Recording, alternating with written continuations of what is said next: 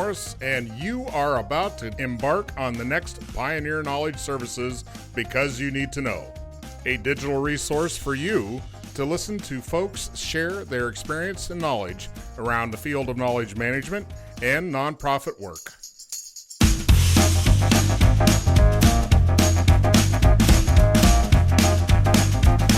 If your company or organization would like to help us continue this mission and sponsor one of our shows, email byntk@pioneer-ks.org.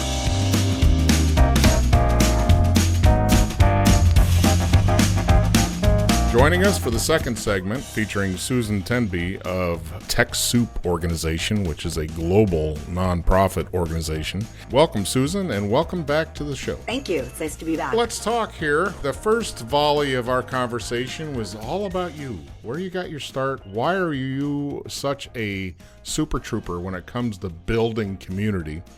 This time we're going to talk about resources and a little bit more about some of the under the hood elements of getting people involved and for the right reasons. Let's talk about some of the things you had quoted in an earlier discussion with me. Success is not by the number of followers. Can you talk a little more about that? What I've noticed, both with my day job and with the side hustle, is the first thing people say to me who aren't experienced in online community is, hey, we only have 4,000 followers. We need to get to 400,000 by next week. How can you do that? And, the truth is that's the absolute wrong way to think about online community. It's not about how many followers you have. You can buy followers. They're bots. They're called bots.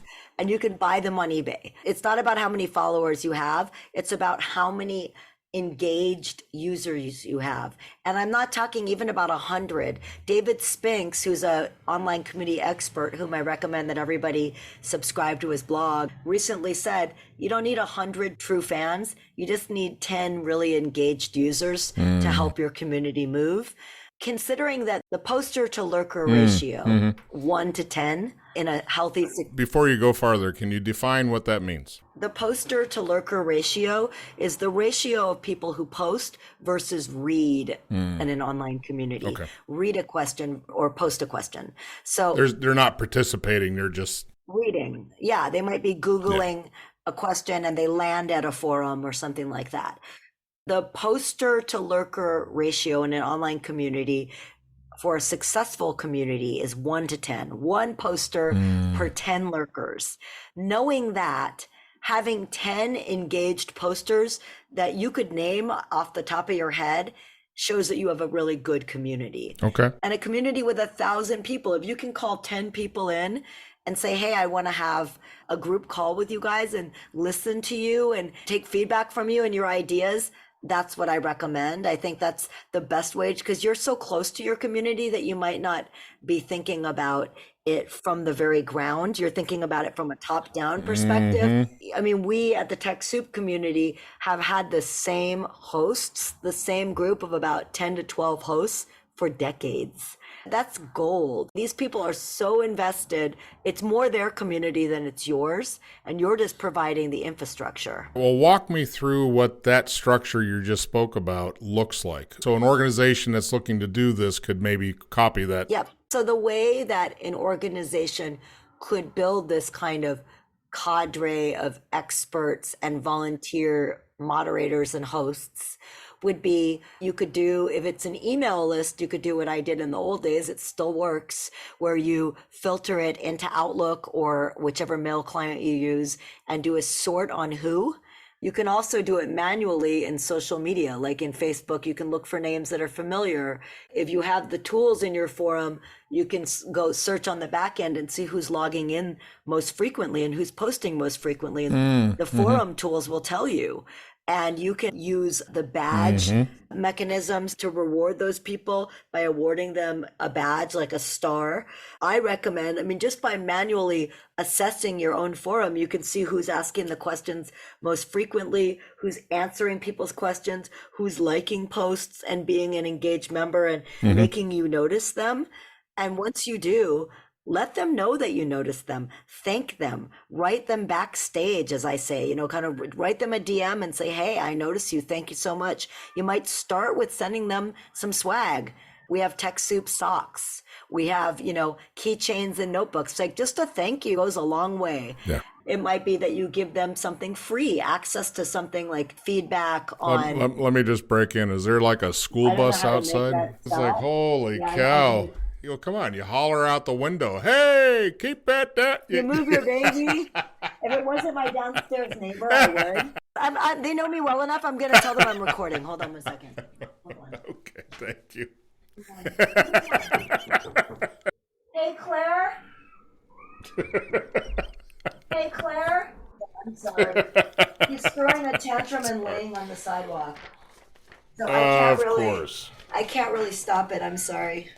I mean, I don't want to be like that person, but I feel that way. Okay, so what were we talking about? We were talking about building those engaging followers. And with every successful community, no matter how small, you should follow this methodology of DMing and saying to your star users, hey, I recognize you. I'd love to get you in a group call. What it will do is not only give you feedback from the ground up, but it will also build, kind of create ownership, a sense of ownership from those star members, which will help you. You want them to feel invested and to feel the sense of ownership. It will help you manage your community. Well, how does an organization go from recognizing and endorsing someone to represent their organization? That's got to be a bit of a liability, isn't it? So we have an ambassador program that we just launched at TechSoup. Okay. It's a ladder of engagement. We don't tell them that they can identify as a TechSoup staff member. But we do send them to conferences as like a thank you. After, there's like the first step, which is like the sending them socks kind of thank you.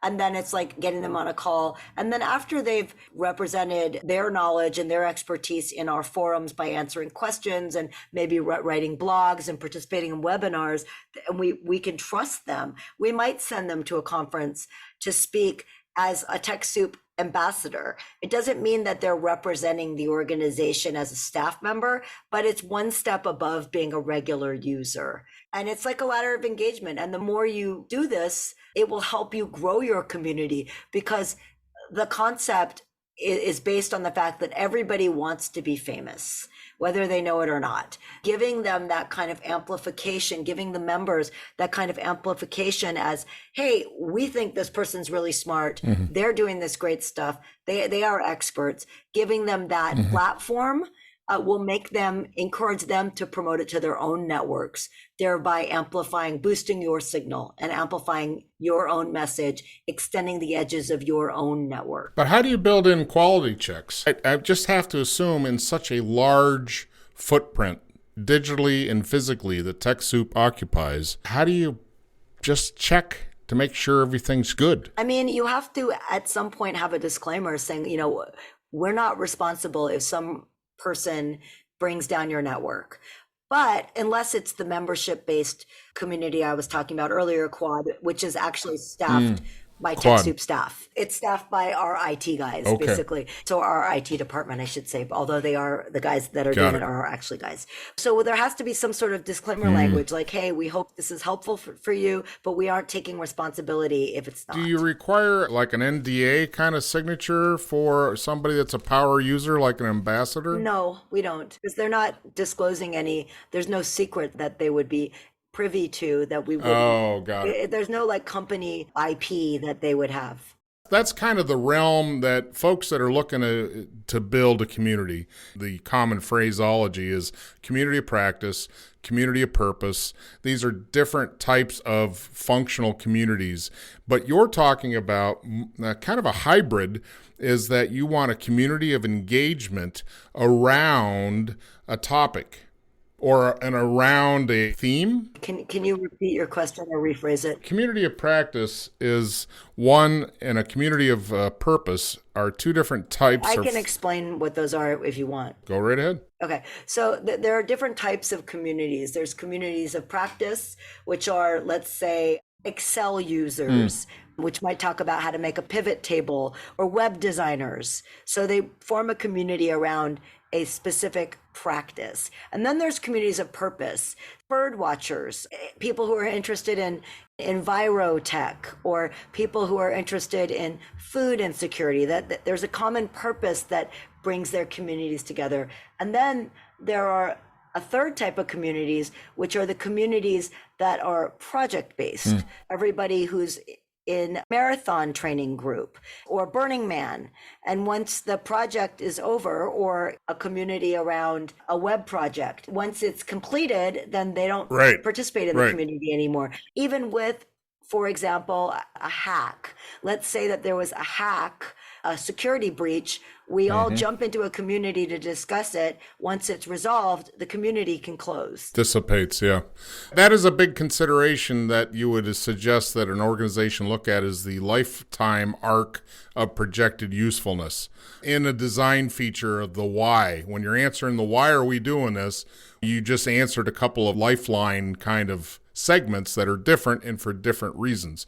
And I think that's a big consideration to look at, because this is a resource, not intensive, but an organization has to have a successful, my guess, successful engagement with your community. You got to have some resources. Yeah, you shouldn't ever farm it out to an intern. You should always remember that social media is not the same as online community. You can decide where you want your online community. It could live in Facebook or LinkedIn as a group, but it's not the same as a page.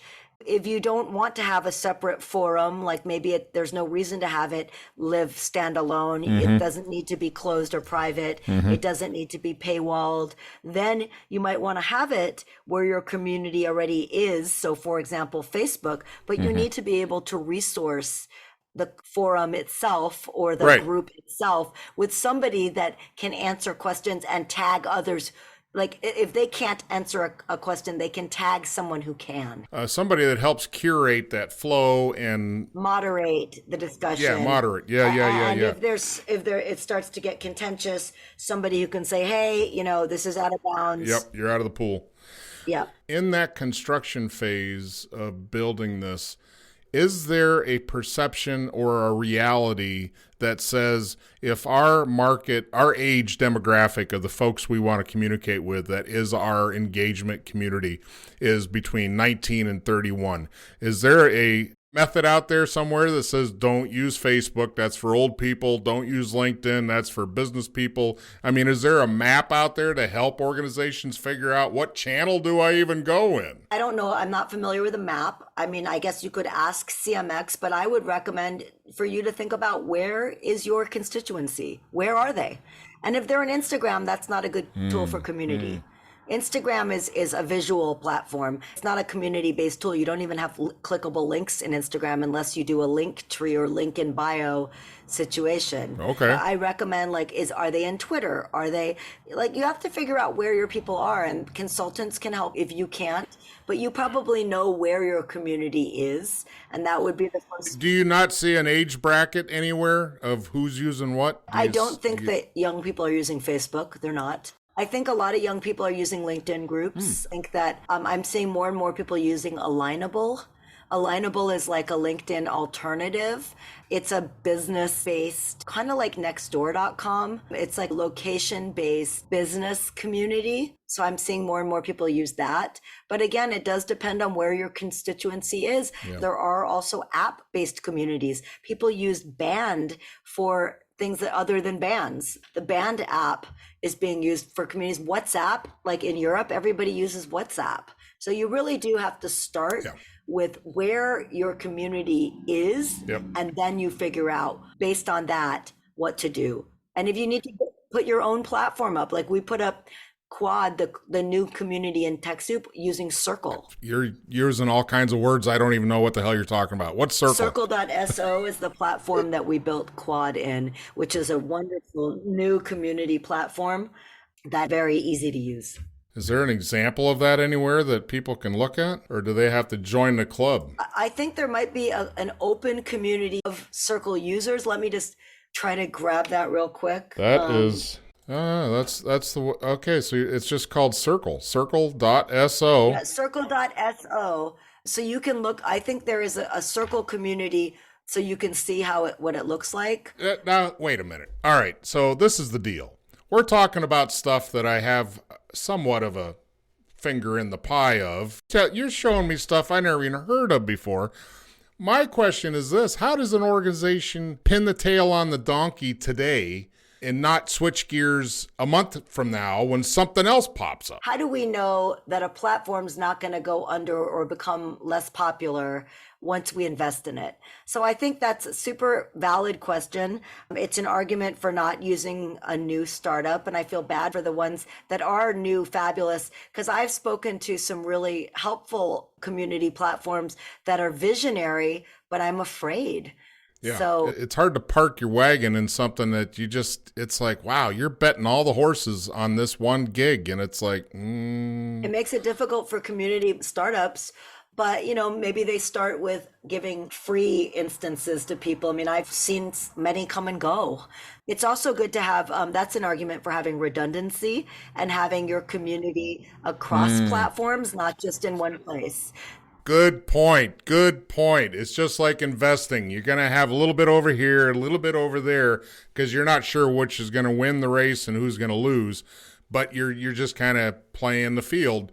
The question is that once you have this investment, what's your measurement of success? I mean, you are the leader of this element, correct? Correct. With the TechSoup community, we've switched kind of midstream. We've switched platforms multiple times. And I would say the measure of success for the TechSoup community is that the attrition wasn't huge. It was pretty minimal, and the engagement is actually up over where it was 3 years ago when we were on a different platform. So I would say a measure of success is, does your community survive when you switch platforms? Are you able to successfully migrate the membership? I would say another measure of success is, does a question get answered within 24 hours? I insist on that in terms of the work I'm doing. I will prioritize it over other things. Another measure of success is, are people asking and answering each other's questions without you having to intervene? Are they bringing it to your attention, saying, hey, this is cool? Like, is your super fan base, your treasured user, your top 10, friendly people that you can tap, is that growing? Those are some measures of success. Okay. And are you seeing people refer to your community across platforms? So are you seeing people tweet about your community if it's on Facebook, or post about it on Facebook if it's in Twitter? That's another a big measure of success. If you're getting recognition from an outside source or a similar source in your industry for those types of incidents, I mean, that's good news, right? You're being noticed, you're getting your visibility up. It's much more valuable than you talking about your own community. Having someone else recommend your community is much more valuable than you tweeting about it. Well, before we roll out, I want to hear all about how you turn a tweet into a meeting. Yes, please. Okay. So I have it pinned on my Twitter page, but let me, so basically, I'm not going to read each step. It's a methodology that I kind of made up that actually seems to work almost every time. And it's about, when you find someone on Twitter, the difference between like Twitter versus LinkedIn or Facebook is, with those platforms, someone has to opt in and say, yes, I'll be connected to you. Whereas Twitter, what makes Twitter kind of magical and great is that you have open access to anyone on Twitter. So it could be someone who is famous, an influencer or royalty or whatever, however you want to call it. The way that you would turn the tweet into the meeting, as it were, so to speak, is that you would first of all follow them. Then you would like and retweet certain tweets of theirs, not just at the beginning, because then it's too obvious, but kind of search down the tweet stream and kind of ping, maybe respond to, comment, like, and retweet some stuff further down in their tweet stream. Add them to a Twitter list that's public with a flattering name, like social media influencer or innovative thinkers in philanthropy or something like that, some flattering name of a Twitter list. So you're kind of bringing them into a group, a vertical group that would make them feel good, retweeting their stuff with comment, not just what I call a drive-by retweet, but retweeting with the quote retweet function so you can explain to your followers what makes their tweet interesting to you. Doing that more than once, responding to someone else's post and saying, hey, I think that this person, and tagging them, would be a great person to respond to this or would have a lot of knowledge about this. So pointing to them, putting them kind of in the front of your tweet stream, and then eventually they'll probably notice you and follow you back.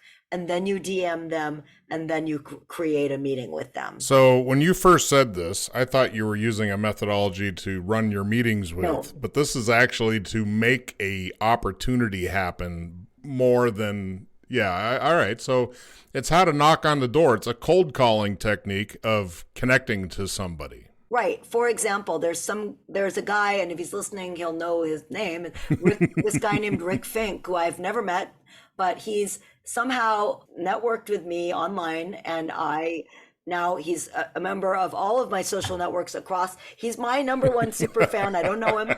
He's constantly responding to my tweets. So he was effective at it. And people have even been effective at it, at getting me to notice them and hire them through this methodology. Think that, there's a skill there, and there's something there. It's people that recognize and take advantage of opportunities that now exist in a different way than they did 20 years ago. Yep, exactly. So that's the continual challenge, I think, to the human framework, is to continue to adapt. And having an open discussion platform like Twitter, or microblog, as they used to call it, allows you to actually have a conversation with somebody that you would never have had an opportunity to talk to in the past. I mean, sometimes I'm responding to news and I'll be tweeting directly at a journalist, and then all of a sudden they hear me and they respond. And like, that's pretty definite new. That's an innovation in comms and communications technology. Yeah, it's given us all new methods and intersections of communicating and connecting that never existed before. And it's just going to continue to evolve. Right. Before we go, we wanted to talk about transition, decommission, and recommission. How does an organization create value in its own capacities if they don't look at platforms, methods, systems in a way that says, you know what, this horse needs to go to pasture. We're done with this. We need to move on. Or instead of cobbling up something forever just because. So kind of the idea is when to know how to sunset a community, how to transition it into new ownership, or sunset it entirely, how to give it to its members when you no longer want to support it. That's an important part of community management too. You can't keep everything going forever. And ever. Yeah. Yeah. Right. And so you have to kind of evaluate, like, is it worth the ROI? And so many times in my career, we've figured out that although the community, it still has members, and maybe it's not worth completely shutting down. There's no reason to shut it down. We can't personally support it anymore. Either it's no longer grant funded, or we have other grant funded projects as a nonprofit that take priority, or we don't have a resource because the resource has moved on in the organization or moved to a different department. That gives us an opportunity. Like it just happened with TechSoup Connect, our regional meetups. During the pandemic, obviously regional stopped. And so they became virtual, which led to, instead of 250, we had 30, and they were only online. So it gave us this kind of reset where let's look at this program. Is this program still a priority for us? And what we resolved and decided was, although we don't need to shut down the program.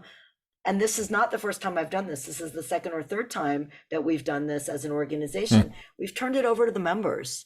When a community is really healthy, the members can just take it and go with it. They still want to be there. We don't have to necessarily support the management, and we can just hand it over. That's another argument in favor of having the super fans. We hand it over to them, and then they take it over. Sometimes we might provide the infrastructure, meaning the platform, paying the platform fees, and sometimes we might not. It might be a transition in that the volunteers end up fundraising, like for the Second Life community that I launched a long time ago in the early 2000s. We ended up handing that over to the members, and they still have it going. It's a community of nonprofits in Second Life. Hmm.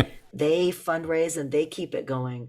But for TechSoup Connect, we decided, at least for the time being, that we would pay for the platform fees, but we would turn the management over to the members and let it be volunteer run. So how does an organization plant that strategic end state at the beginning? Because you need to somehow build some markers in to say when to start.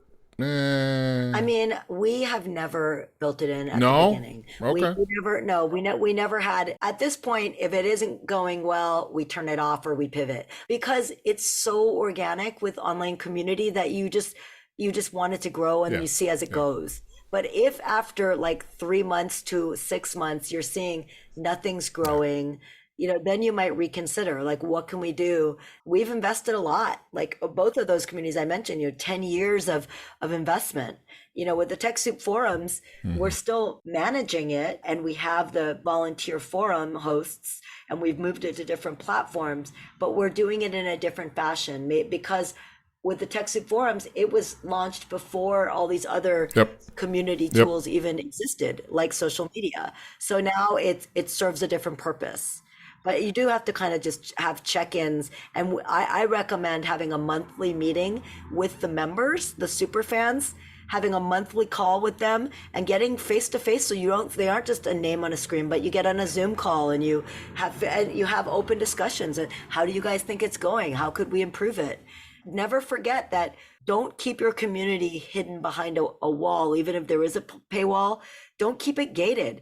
Export snippets of it, whether it's small videos or infographics or blog posts or tweets, to promote it and then get people interested to expand it. Because otherwise, there's no way you can expand it beyond who's already in it. You're talking about your favorite term, highly shareable content. That's right. All social media content, all content you produce, if you're a person who's community minded, should be highly shareable. So for example, when you have an event, in Eventbrite, they allow you to customize the URL. So instead of having having the URL be really long, I use the customizable feature. If you have a URL that's easy to pronounce, then it's highly shareable. So you can say it, and having content that is shareable, like extracting content from your community that is highly shareable, that people want to share. You want to make it easy for people to share it, because if people are publishing on their social media channels, sometimes it's hard to curate content and to know what to post. So giving them highly shareable content gives them a reason to share about you. An example of that is Heather Mansfield, who has @nonprofits on Twitter, the Twitter handle @nonprofits, and she's Nonprofit Tech for Good on Facebook and LinkedIn. She creates highly shareable content all the time. She's one of my mainstays as someone whose content I share through the TechSoup channels on the regular. And she makes a living doing this, but she creates highly shareable content. There are other brands that do that too. Donor Perfect is an example. There are other channels that create this highly shareable content that we use on social media. So is the newsletter dead? No, No, the newsletter is the best way, because people see so much noise in their feed that the newsletter gets right in front of them. And more internal conversations at organizations are being moved into Slack. Your email has become less noisy. So hitting people, you also need to hit people from multiple to approach, I should say, instead of hit, to approach people from multiple channels, so that it isn't until the fourth message that they're going to go, oh yeah, there's an event. I saw an event from TechSoup. That's right. Yeah. Approaching them from multiple channels is the way to go.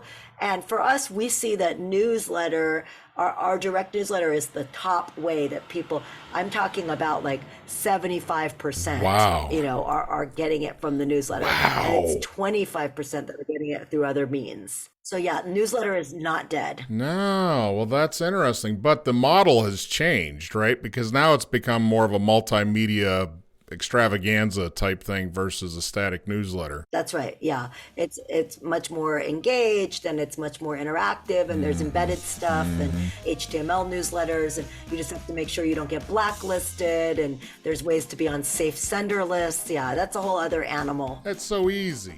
I mean, this is like a full-time job. Yep, exactly. Oh my. Well, thank you very much for sharing all your experience and expertise, Susan. My pleasure. Thanks for inviting me.